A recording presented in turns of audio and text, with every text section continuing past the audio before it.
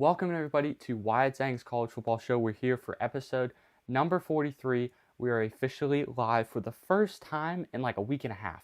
We had a couple shows. We had not a show Friday, but we had a show on Monday the last few weeks, and Friday. We have been live since 2 Mondays ago because of technical issues. Yeah, that's what happens when you have technical issues. The live stream, we couldn't get it to connect to the software, but we got the video up anyway. So we are here officially live, back to doing our live shows. And I got to say, we got a lot to jump into, and I cannot wait for. Checking the quick live stream check. Everything seems to be good. I cannot wait to jump into this awesome show. We got a jam-packed show. When I mean jam-packed, I mean jam-packed. We have a way too early top 25 from ESPN to get to. We got spring ball storylines to get to. We have head coach check-in with Matt Roll. We have a which college football teams need to improve in 2026. As I said, jam-packed, 4 solid segments that we're going to jump right into. And the first one being the ESPN top 25. Let's jump right into it. I am very excited. Let's jump right into the ESPN top 25. Here we go. ESPN just released their way too early top 25 for the 2026 college football season. I want to jump right into it. I have a graphic to put up here on the screen for you guys. It's the pretty decent top 25, I have to admit. Here is the top 25 for ESPN. This is their way too early post-spring top 25. When I look at this top 25, the first thing that kind of jumps out to me is the top teams here. So they don't have Texas in the top 5 or in the top 4, which makes sense sometimes because if you're going off of last year, Texas wasn't very good last year. But when you go off of this upcoming year, Texas has a really good talent roster, and I think that they deserve to be up there. So that would be a question that I have, or a disagreement with the AP voters that I would have in this one. Ohio State 1, Oregon 2, Georgia 3. I think Georgia slightly, and when I mean slightly high. Notre Dame 4 is good for them. Indiana, Miami. I'm pretty good with the top 10. I think Texas A&M at 10, LSU at 11. I think that makes sense right now. So I don't really have any complaints with really like the top 15. The top 15, in my opinion, is kind of how I would have it. Maybe switch. Maybe have like, you know what? No, I would have to say I would agree with that top 25. So like I said, Georgia slightly high. BYU could be slightly high. I could see people having an issue with BYU being slightly high. Whenever I look at this, I also see Michigan. Michigan's a very big unknown, so I'm not sure kind of what they're going to be in 2026. But again, those are 2 slight moves that I would make. I don't see a big issue with this top 25. Alabama, I think, is a little low. I know there's unknowns at quarterback. I understand that, but I also understand that they're Alabama, and they have a good talent roster. They're always going to have good talent. So Alabama at 16 is just slightly low. Like, I'm not saying that 16 is like atrocious to have Alabama at, but I just think it could be slightly higher. Washington, good with that. Utah is an interesting one. Utah being this high, I think, is not the best in my opinion, coming off of losing Kyle Whittingham. Now, yes, they're replacing that with an in-house guy. He was an in-house defensive coordinator, so they're replacing that. But I just see a little bit of, from coach to coach turnover and just a little bit of regression. That's what I see with Utah. Iowa at 19. So when we're running our internal model, so we have our own internal model here, simulator. It is partnered with Jay-Z's College Football Predictor. They predict games. They predict, at like recruits. They predict all kinds of stuff. They can do full season predictions, game predictions, whatever. It is incredible. We use that here at Wyatt Zang's College Football Show. We just simulated a season. We just got through simulating a season and getting record predictions for each team in the preseason. It had Iowa at 11 wins. And when I first saw that, I was like, I don't see 11 wins with Iowa. Then I really got into looking. Iowa actually has a pretty relatively easy schedule. They got Michigan and Ohio State are their 2 toughest games. The model had them beating Michigan and losing to Ohio State. And I think that Michigan game will be a coin toss. But I actually see Iowa as like a 10-win team this year. I think that they could be a sleeper team in this top 25. USC, I think they're a little low.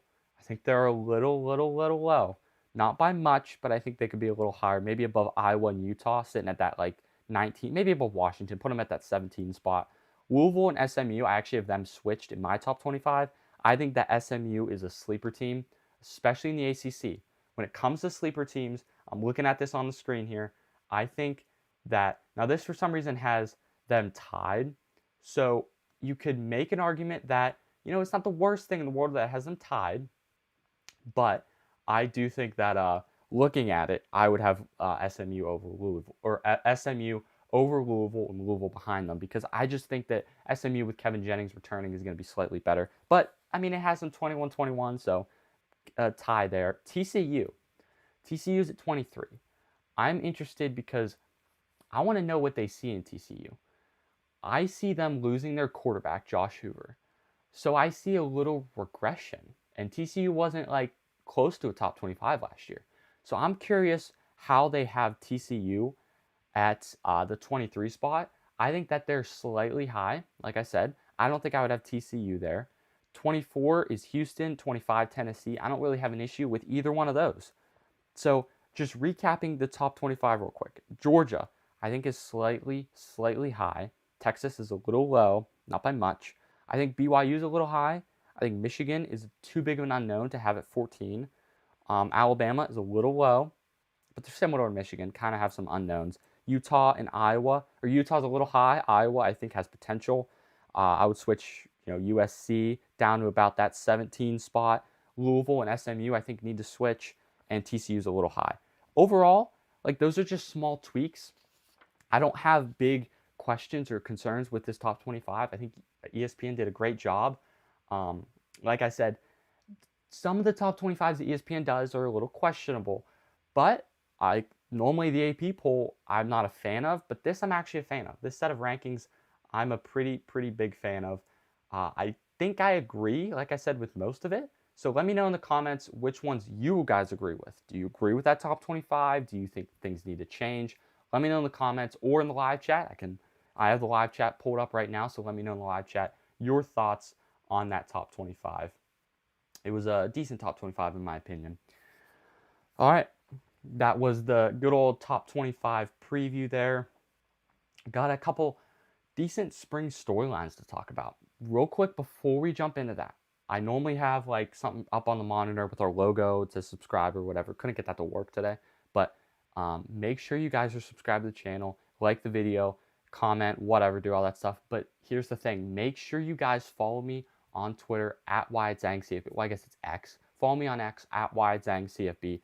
We post on there behind the scenes, deep dives into college football all season on there, and all season on the YouTube channel. Like, we are not NFL. We are not, well, other than a mock draft. I did do a mock draft. But other than that, we are college football year round on this YouTube channel. So make sure you are subscribed. All right. Let's jump into some spring storylines. This is going to be an interesting one. Spring storylines. What's the latest intel we have in college football spring games? Well, this isn't spring games. Spring games we're going to review on the Thursday show. So I'm not doing spring games today. I'm doing spring games on the next show later in the week here. This is going to be kind of spring questions, because I actually was going to do this segment on the Friday show, but turns out that didn't work. So we didn't have a Friday show, but we're here on Monday. So let's jump right into it. All right. First up is the quarterback conundrum. We got a bit of a conundrum in college football when it comes to quarterbacks. We can go ahead and start with Alabama. Alabama has a slight quarterback conundrum, wouldn't you say? Because we are not quite sure who's going to be the starter yet. They have not announced a starter. They have not hinted towards a starter. They're not going to announce a starter. Kalen DeBoer has said they're not announcing a starter until sometime in August. I would assume early August they'll start to, kind of feel out a starter and announce that. But as of right now, there's no starter. So that leaves us with a big question at the quarterback position. But what we can do as fans, and what we can do as I cover college football, I can dive into who I think is the better option. As it stands, you got Keelan Russell versus Austin Mack. I don't see a clear leader yet. I see a lot of people hyping up Keelan Russell with his arm strength and his deep ball accuracy. I see a lot of Keelan Russell getting hyped up. But I also see experience. in Austin Mack. So you have experience versus just talent, I guess you could say. When I look at both those quarterbacks, it's very even. It's a close battle. Here's my opinion on this, and then we'll move on. My opinion is Keelan Russell is the high risk, high reward, where he is younger, so he has more potential of making mistakes. Now, I'm not saying that Austin Mack can't make mistakes, but I'm just saying he's a little bit younger. And then you have the high reward for Keelan Russell, which is he turns out to just be an all-star quarterback. He leads up to his 5-star potential or whatever. So when I look at that, I see two quarterbacks that are very close. And as for Austin Mack, I just see a safe floor. I see someone who, if they for some reason aren't very like over the top insanely good, I see a safe floor. I see a guy that can just be consistent enough to get them through the season. So again, I think that when I look at this, I think that I would give the nod to Keelan Russell / Austin Mack, or Keelan Russell, as I said, / Austin Mack. It's TBD right now, but I think I would give the slight go ahead to Keelan Russell. As for the next quarterback battle, it is Tennessee. Tennessee has a very unclear quarterback battle. It is between Faison Brandon and George McIntyre. Now, I know that there's been questions around Ryan Staub, who was the third guy in this quarterback battle. I just don't think that he's going to be a big player in this quarterback battle. I look at him as a very good quarterback. I just don't think he's going to be a big player. So for that reason, I don't have him in this battle. But I think it's between Faison Brandon and George McIntyre. Who do I have winning the job? Well, let's break down the quarterbacks real quick. Faison Brandon, I have as a deep ball accuracy type guy. That's been the talk around him in spring, is his deep ball accuracy. He's really good at just slinging the rock deep and accurately, which is a good trait to have. And George McIntyre has a full year in Heupel's system, so experience, so knowing the playbook, and etc. So you have talent versus experience. Which one do you go with? Well, from my experience, I would go with talent. Experience is not always the best thing. If you have a guy that's more talented, he'll learn the playbook. He'll learn how to run the offense. If he's talented, he's an athlete. Like if he's an athlete, he can perform like an athlete. And athletes can go out there and just make plays. And don't you want the Faison Brandon leading your team because he's an athlete and he can go out and make plays over George McIntyre, who just has experience? Now, experience pays in college football. You saw that with Fernando Mendoza. You saw that with, you're going to see it with Dante Moore. You're going to see it with Carson Beck. Like experience pays. Trinidad Chambliss. Experience pays in college football. People were offering Ty Simpson a reported $6.5 million to return to college football because he had experience. So, as we've seen, experience pays, and I'm not just talking about money and cents. I'm talking about actual on-field results. So when it comes to George McIntyre, Faison Brandon, George McIntyre is the system pick, but I think both guys got first-team reps at the spring practice. So I really don't have a clear, a clear winner there. It's close, like I said, it's close. I don't have a clear winner. If I had to pick right now, I'd go with Faison Brandon, though. All right, now we can get into a couple more spring storylines. I got two more teams I wanted to hit on real quick. Ohio State, wanted to jump in on that. A lot of questions were around whether or not they could backfill on defense. Well, looking at their spring and so far their spring practices and so on and so forth, they look pretty solid. They look pretty solid on defense. I got to say, when you look at Matt Patricia, I don't think he's ever going to have a defense at Ohio State, or Ohio State in general is ever going to have a defense that's just not going to be good. They're never going to have a defense that's just going to be like, well, we're going to have to rely on our offense this year. I don't think they're going to ever have that. So with that being said, Ohio State's definitely going to backfill on their defensive spot. But I got to say, watch out for Peyton Pierce. This is a guy that I really like. Peyton Pierce is a linebacker. He is kind of commanding the defense at this point. He seems to be the leader in the clubhouse, taking over for the Sonny Styles or Ruiz linebacker spot. He seems to be the commander of the defense. I like him right now, so watch out for Peyton Pierce on that defensive side of the ball. I think he's going to be a very good player. I think he could be excellent. And when you look at Ohio State's schedule, this is coming out of spring. They'll have their tough schedule. They got Texas, they got Iowa, Indiana, USC, Oregon, and Michigan. Those are all tough games. There's no like walk through easy game there. So it's going to be a tough schedule. It's going to be a tough year for Ohio State, but I think that they can manage it if they come out with a good defense, which it looks like they have a solid defense. So I shouldn't have any concerns there with Ohio State. Next is Georgia. Georgia is an interesting one. Same with Ohio State. Georgia's not the type of team that looks absolutely dominant, if you know what I mean. Now, I'm not saying Georgia looks soft or Georgia looks beatable. There's definitely some holes in their team.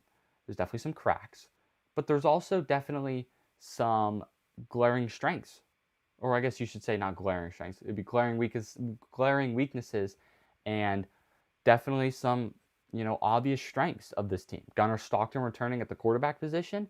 That is experience, and as I said earlier, experience pays. So Gunnar Stockton's back. What do we get from Gunnar Stockton? Can he improve?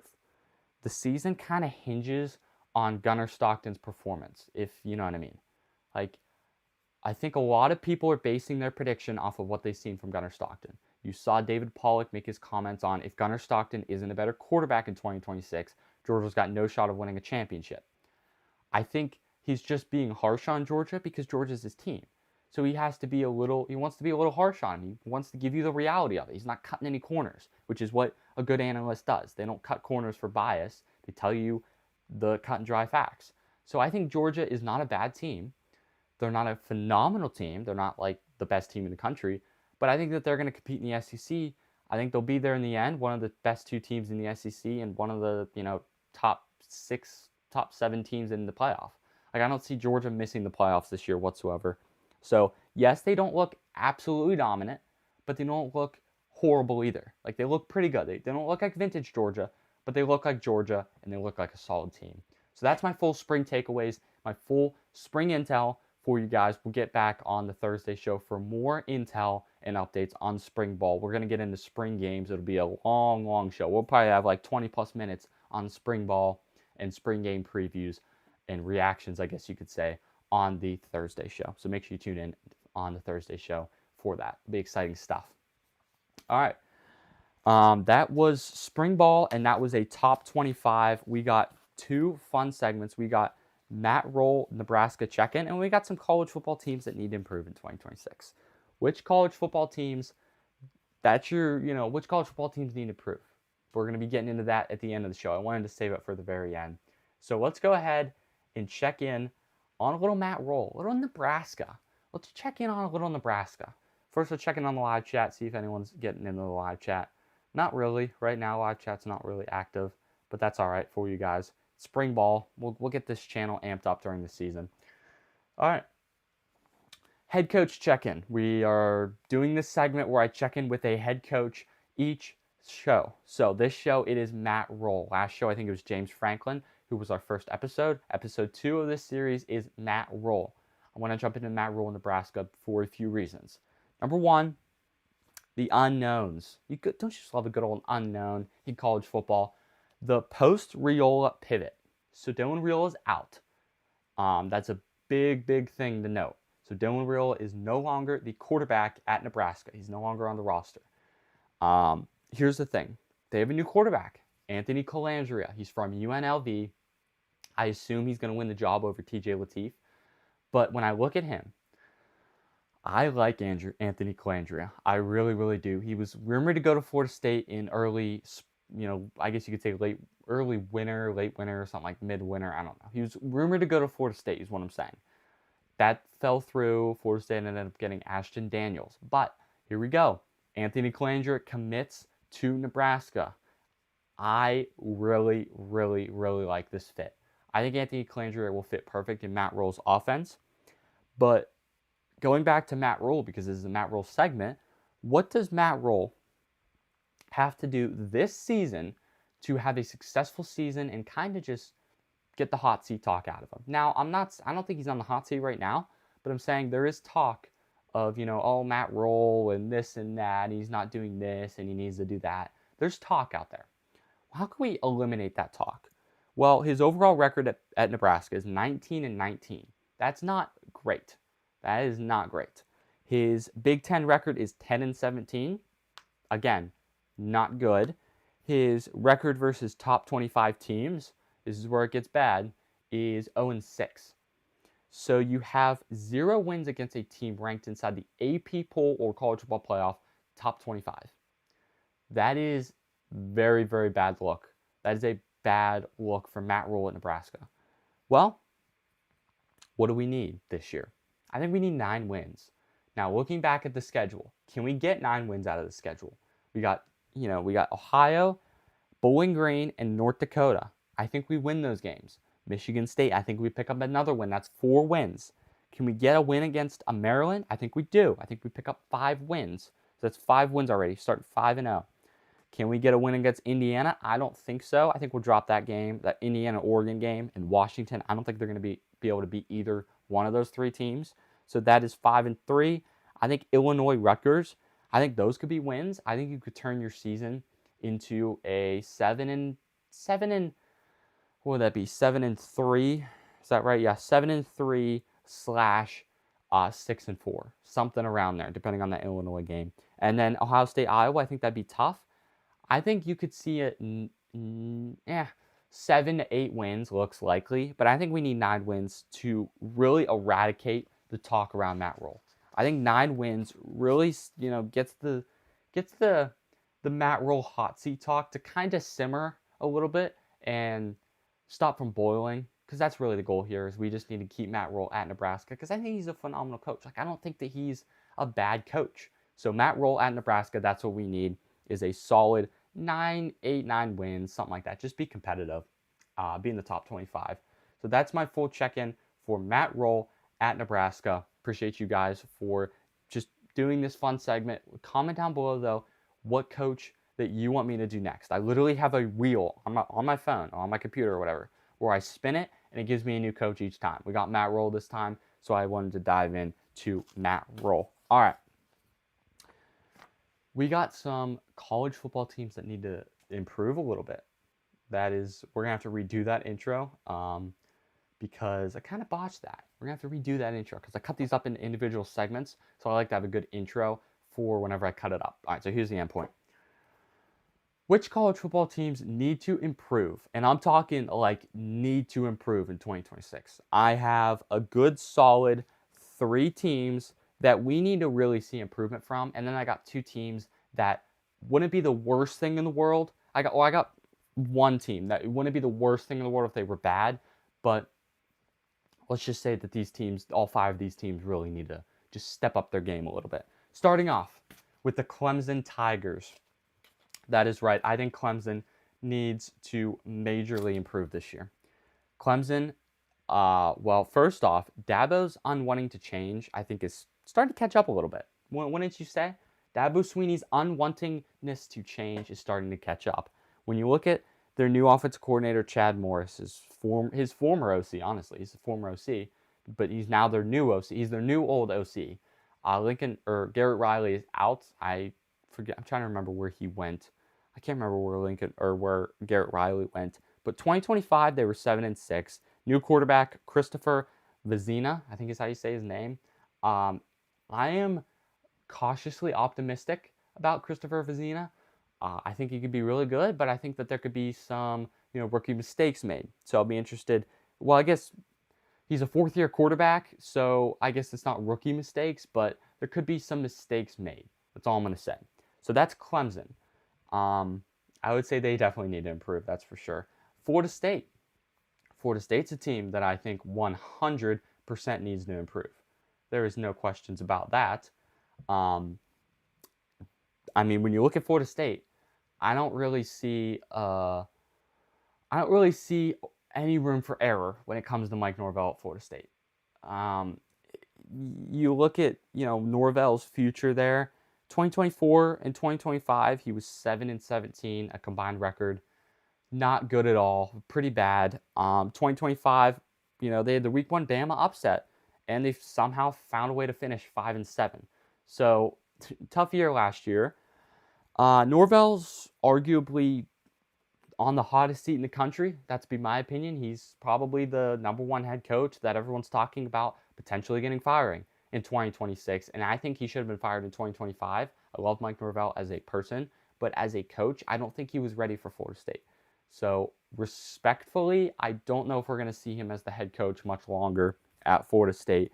13 new portal starters, more portal loading up. We don't know how that's going to go, but we will definitely see. I'll be interested to see what happens there. All right, next is Alabama.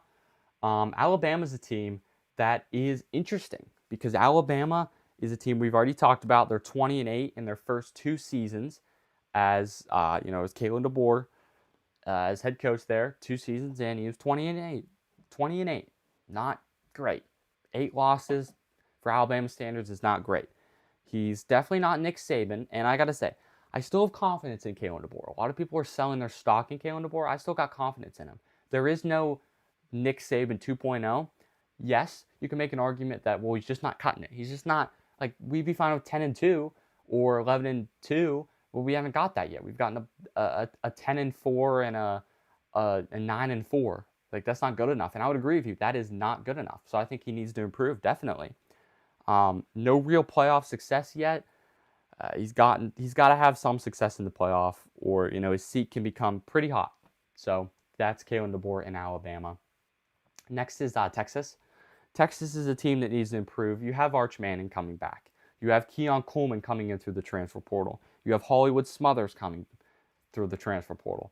That is going to equal success. 100% has to equal success, especially when it comes to 2026. That is a loaded roster.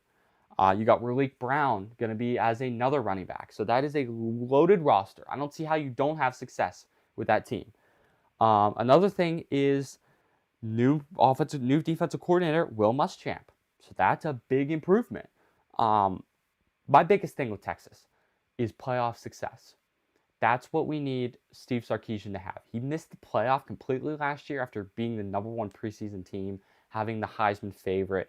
Don't think Arch Manning should have been the Heisman favorite, but he was. Just looking at it, just give me some playoff success. Win a few playoff games, maybe get to the semifinal, maybe even go on further. That's Texas for me. As for the next team, USC. USC is a team that got to have success. Lincoln Riley, got to have success, man. I look at this team, and I see a phrase, and the phrase is, it's time. It's time for success. 3rd defensive coordinator in 4 years. I think Gary Patterson is going to be their defensive. Well, I know Gary Patterson is going to be their defensive coordinator. So he should be really good. I'm optimistic about him, cautiously. But yeah, 9-3 in 2025 was good, but not great. Can we get a 10-2? That's the biggest question. If we get 10-2, that's playoff, and playoff is probably a success. They have talent. They have the number 1 high school recruiting class in 2025. So they're going to have a lot of talent, especially when it comes to 2026 and beyond. So I look at USC, and I see a team that needs to have success, and I see a team that can have success. USC can 100% have some quality success in this upcoming year. So those are my list of teams that need to improve in 2026, or else it's going to be some uncomfortable conversations around Clemson, Florida State, Texas, Alabama, and USC. Let's get those records up, guys. We really got to get those records up. That is not only the segment, but that is also the show. I appreciate you guys for watching. This has been incredible to be able to do this show. Make sure you guys are subscribed to the channel. That is one of the only things I ask, is subscribe to the channel. Like the video every once in a while. It helps us out. Comment down below your thoughts. Follow me on X at Wyatt Zang CFB. And yeah, check out the podcast. I post this all in podcast forms. And every once in a while on Tuesdays or Wednesdays, I will throw out, sometimes it's Tuesdays, later in the day. Sometimes it's Wednesday morning. Throw out the podcast only mailbag episode. So if you have any questions for that, drop them in the live chat or in the comments, or email me. Email on the screen. You can, well, I guess it's not on the screen. It's in the comments. Email in the description. And yeah, or you can go ahead and hit me up on Twitter. So yeah, appreciate you guys for watching. We'll see you guys back here later in the week on Thursday. Well, actually, no. I wanted to, big announcement. No Thursday show because of the NFL draft. No Thursday show this week. We will have the Wednesday podcast only episode. No Thursday show. So we will actually see you guys back here Sunday night for episode 44 of Wyatt Zang's College Football Show. I do want to mention that live show. We'll see you guys back here Sunday night. No show on Thursday because of the NFL draft. So yeah, appreciate you guys watching. We'll see you guys back here. See you guys on the podcast feed Wednesday. We'll see you guys back here. I would assume, it'd be around 7 p.m. Eastern time. Well, I guess it will be 7 p.m. Eastern time on Sunday. See you guys then. Have a great start to your week, and God bless. See you guys then. Take it easy. God bless.